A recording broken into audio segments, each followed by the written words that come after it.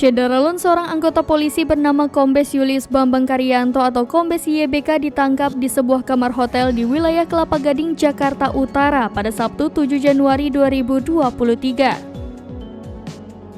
Penangkapan dilakukan saat perwira menengah itu sedang bersama seorang perempuan. Polda Metro Jaya telah mendapatkan informasi dan segera menuju lokasi. Benar saja, saat digerebek, Kombes YBK belum lama mengonsumsi narkoba jenis sabu.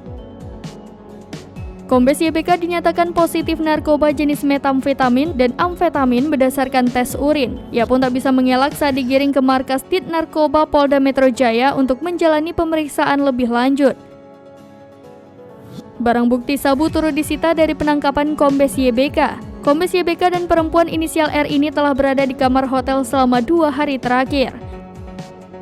Kombes YBK dan teman perempuannya saat ini telah berada di Polda Metro Jaya. Status hukum dari Kombes YBK akan ditentukan dalam waktu 3 kali 24 jam ke depan. Sementara itu, perempuan inisial R merupakan teman dari Kombes YBK.